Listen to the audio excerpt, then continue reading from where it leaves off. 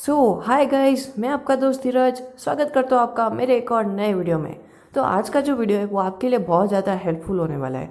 उसी के साथ एस कि ये बहुत छोटा है, इसलिए इसको प्लीज़ पूरा देखना।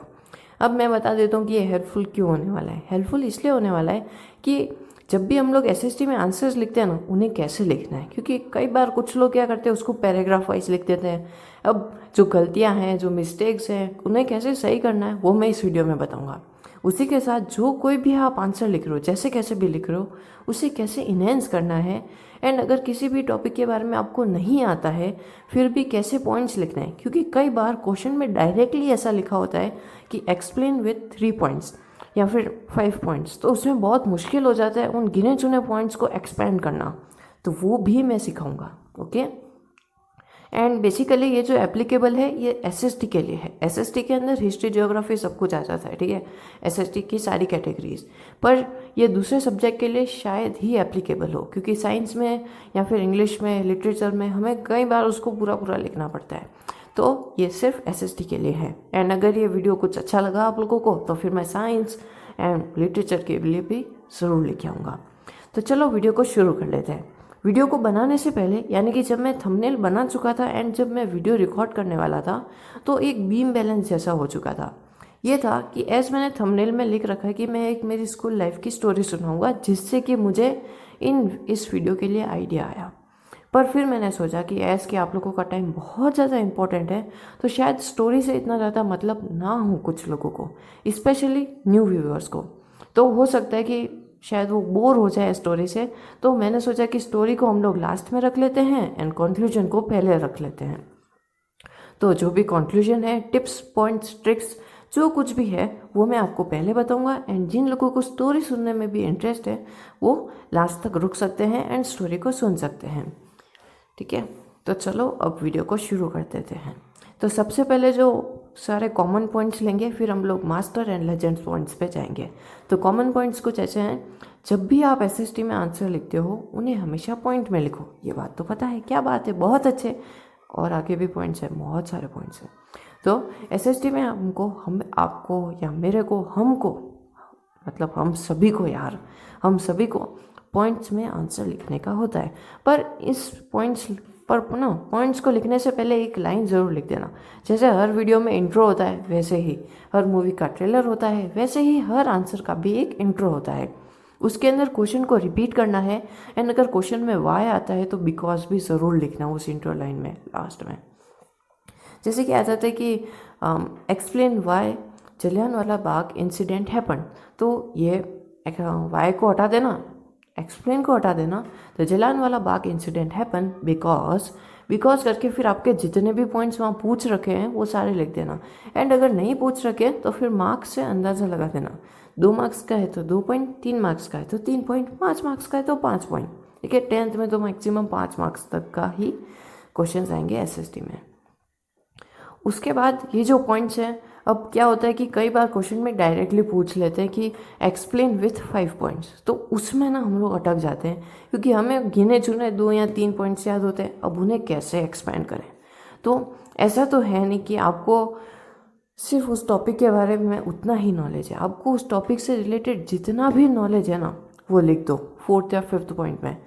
फर्स्ट के जो पॉइंट्स हैं उसमें जो पर्टिकुलरली जो क्वेश्चन ने पूछा है वो लिख दो। उसके बाद आपको जितना नॉलेज है वो लिख दो।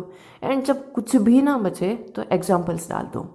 एग्जाम्पल्स तो कर ही सकते हो, रिलेट कितना अच्छे से कर दो, किसी भी चीज़ को बस रिलेट कर दो, ठीक है। एग्जाम्पल्स हमेशा आप पॉइंट बढ़ाने के लिए इस्तेमाल कर सकते हो, नहीं तो कभी एडवांटेज डिसएडवांटेज वाले टॉपिक का यूज़ कर लो एंड किसी भी चीज़ का यूज़ कर लो। कभी आप अपना पर्सपेक्टिव बता सकते हो, ओपिनियन बता सकते हो, किसी और का भी ओपिनियन बता सकते हो। कुछ भी करके स्टार्टिंग के पॉइंट्स जो है ना उसमें क्वेश्चन का डायरेक्ट आंसर मिल जाना चाहिए रीडर को, या फिर जो भी हमारे आंसर शीट चेक करेंगे उन्हें उसमें डायरेक्ट आंसर उनका मिल जाना चाहिए। उसके बाद चाहे आप उसको हल्का हल्का मतलब रास्ते से भटका दो, या फिर बाल को नहीं, बात को घुमाने की कोशिश कर लो, आंसर को घुमाने की कोशिश कर लो, ठीक है। इतना तो कर ही सकते हो, समझदार क्यों ना हो, समझदार हो ना, बहुत अच्छे। तो अब इसके बाद आ जाता है कि एसएसटी में अगर ऐसा कोई टॉपिक आ जाता है जिसके बारे में घंटा कुछ भी नॉलेज नहीं है, पर इतना तो पता लगा सकते हो कि वो किस चैप्टर से आया है ना, किस चैप्टर से आया है। अगर मालूम चल जाता है कि वो किस चैप्टर से आया है तो उस चैप्टर में से ही उठा के कुछ पॉइंट्स लिख दो, एंड लास्ट में वही जो मैंने पहले पॉइंट्स बताए थे एग्जाम्पल डाल दो, ओपिनियंस डाल दो। ऐसे करके आपको बस पॉइंट्स बढ़ा देने का है, ठीक है।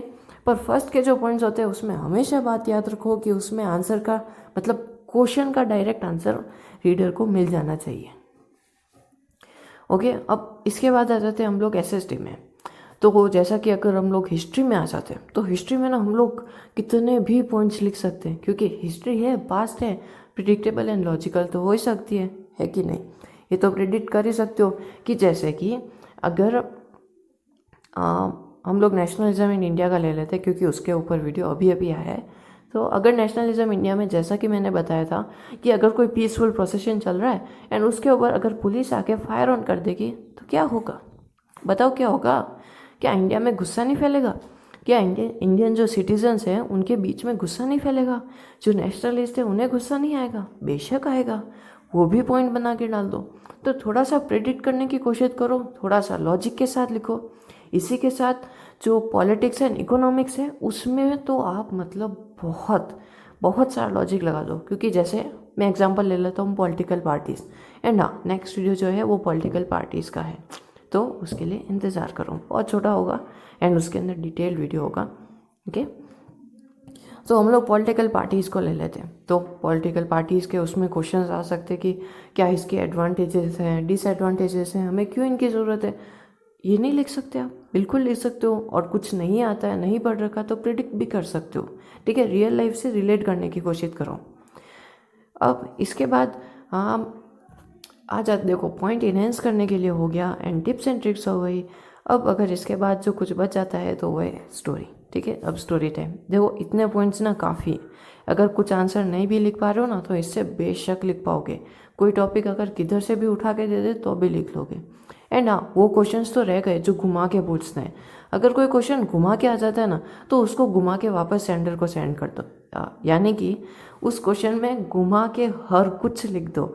मतलब उस चैप्टर से रिलेटेड अगर कुछ भी याद आ रहा है ना वो सब कुछ उसमें पॉइंट बना के लिख दो।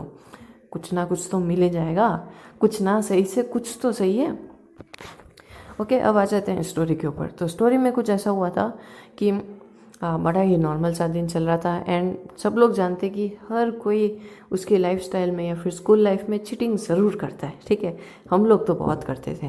तो क्या हुआ कि उस दिन हमारा टेस्ट था एसएसटी का, ठीक है। एसएसटी फाइनल एग्ज़ाम्स चलने वाले थे, तो टीचर्स भी उनके फुल बूम में होते हैं, मतलब फुल पावर वो उनकी यूज़ कर लेते हैं कि मतलब धमाके से स्टूडेंट्स को क्वेश्चंस देने हैं, टेस्ट करने हैं एंड बस।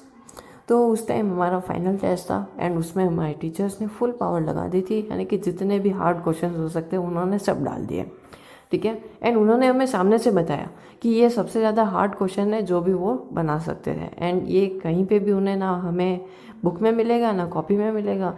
तो बुक एंड कॉपी से चीटिंग करने वाली बात तो रह गई दूर, पर फिर भी हमने हमारी बेंच के नीचे बुक खोल रखी थी, अगर कुछ हो जाए तो हम लोग बुक में से देख सकें। पर हमारी बदनसीबी उसी दिन मेरे और मेरे पार्टनर ने किसी के साथ झगड़ा कर लिया था एंड फिर वो टीचर को बता देते हैं कि हम बुक खोल के नीचे बैठे हुए। वो तो भला हो हमारे पीछे बैठने वाला का जिन्होंने बताया कि नहीं बुक गिर गई थी एंड वो बुक, ठीक है, वो मैटर फिर सॉल्व हो गया। तो फिर फाइनल आंसर आया एज कि मुझे कुछ नहीं आता था, पर मुझे टॉपिक्स पता थे, चैप्टर्स पता था एंड मैंने उनको समझा था। तो बस मैंने वही किया जो कि मैंने कॉन्क्लूजन में या फिर पहले बताया। हर कुछ मतलब जो कुछ भी उस चैप्टर से रिलेटेड मेरे दिमाग में आया वो मैं लिख के आ गया। एंड विश्वास नहीं करोगे मेरे इतने भी ज़्यादा बुरे मार्क्स नहीं आए। 10 मार्क्स में से 7 मार्क्स तो आ गए। फेंक नहीं रहा हूँ, सच बता रहा हूँ मैं, ठीक है, सच ही बता रहा हूँ, झूठ तो मैं बोलता ही नहीं हूँ। सो इसी के साथ वीडियो यहाँ पे ख़त्म हो जाता है। यहाँ तक देखा है तो आपका बहुत बहुत शुक्रिया। सो टाटा बाय बाय।